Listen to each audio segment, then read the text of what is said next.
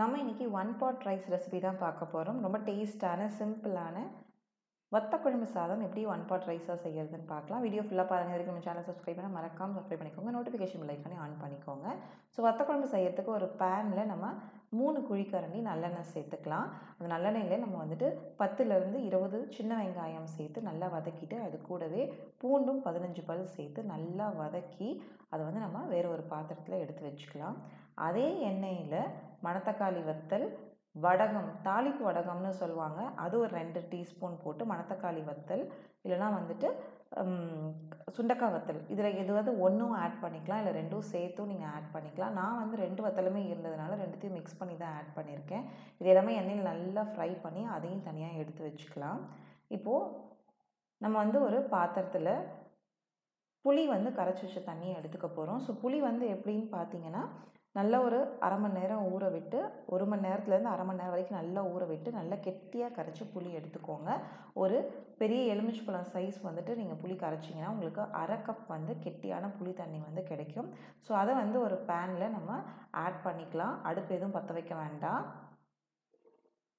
இப்போ புளி தண்ணியோடு நம்ம வந்துட்டு அரிசி நம்ம ஊற வச்சுருப்போம் இல்லையா, நீங்கள் 2 கப் அரிசி ஊற வச்சுருக்கீங்கன்னா நம்ம வந்து 1:2 ரேஷியோவில் தண்ணி ஆட் பண்ணுவோம். அதுக்கேற்ற மாதிரி நீங்கள் தண்ணி ஆட் பண்ணிக்கோங்க.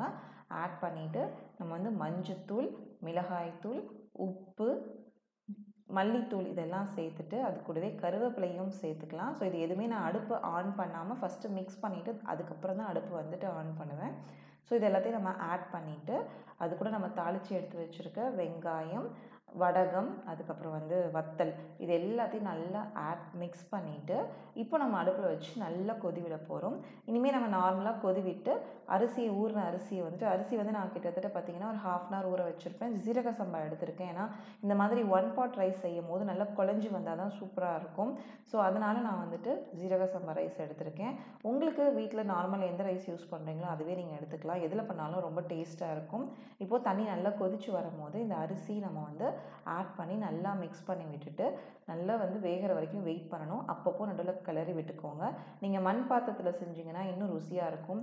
நான் வந்து பேன்லேயே செஞ்சுட்டேன். பிரியாணி பாட் இருந்துச்சுன்னா அதுலேயும் நீங்கள் ட்ரை பண்ணலாம். ஸோ இது வந்து குக்கர்லேயும் நீங்கள் வந்து ட்ரை பண்ணலாம். தண்ணி பத்தலைன்னா தேவையான அளவு தண்ணி சேர்த்து நல்லா வந்து கொதி வர வரைக்கும் நம்ம ஒரு பிளேட் போட்டு மூடி வச்சிடலாம். ஸோ நம்ம இனிமேல் நார்மலாக அரிசி வந்து எப்படி தண்ணி உலை கொதிச்சதுக்கப்புறம் அரிசி சேர்ப்போமோ அதே மாதிரி நம்ம அரை மணி நேரம் ஊற வச்சு கழுவி வச்சுருக்க அரிசியை வந்துட்டு தண்ணி கொதிச்சதுக்கப்புறம் நம்ம ஆட் பண்ணி நல்லா மிக்ஸ் பண்ணி விட்டுக்கலாம். திருப்பி மூடி வச்சு குக் பண்ணணும். நீங்கள் வந்துட்டு நல்லா அரிசி குழஞ்சி வர வரைக்கும் நம்ம வந்துட்டு குக் பண்ணணும். அது கூட வந்து வெந்தயப்பொடி 1 டீஸ்பூன் நம்ம சேர்த்துக்கலாம். அதே மாதிரி நான் வந்துட்டு வெல்லம் வந்து 1 டீஸ்பூன் சேர்த்துருக்கேன். ஏன்னா வந்துட்டு உங்களுக்கு அந்த ஸ்வீட்னஸ் சேர்க்கும் போது எல்லா டேஸ்ட்டும் வந்து நல்லா பிளெண்ட் ஆகி டேஸ்ட் சூப்பராக இருக்குன்றதுனால நான் வந்துட்டு வெல்லம் சேர்த்துருக்கேன். அரிசி சேர்த்து மூடி வச்சு அப்பப்போ கிளறி விட்டிங்க அப்படின்னா உங்களுக்கு சீக்கிரம் நல்லா வெந்து குழஞ்சி வர ஆரம்பிச்சிரும். நார்மலாக வந்துட்டு வீட்டில் நம்ம 1:2 ரேஷியோ இல்லைனா 1:3 ரேஷியோவுக்கு வந்துட்டு தண்ணி ஆட் பண்ணுவோம். ஸோ உங்கள் அரிசி வந்துட்டு எந்த அளவுக்கு தண்ணி எடுத்துக்குமோ அந்தளவுக்கு நீங்கள் தண்ணி ஆட் பண்ணிக்கோங்க. அதனால தான் நான் தண்ணியோட அளவு பர்ஃபெக்டாக சொல்லலை. இன்க்ரீடியன்ட்ஸ் அளவு எல்லாமே டிஸ்கிரிப்ஷனில் டீட்டெயில்டாக கொடுத்துருக்கேன். ஸோ நீங்கள் டிஸ்கிரிப்ஷன் செக் பண்ணிக்கோங்க. இப்போ நல்லா கொதித்து வந்ததுக்கப்புறமேட்டு வெந்தயப்பொடி சேர்த்துட்டு இது கூட ஒரு தாளிப்பும் சேர்க்க போகிறோம். ஸோ தாளிப்பு நம்ம ஜென்ரலாக பண்ணுறது தான்.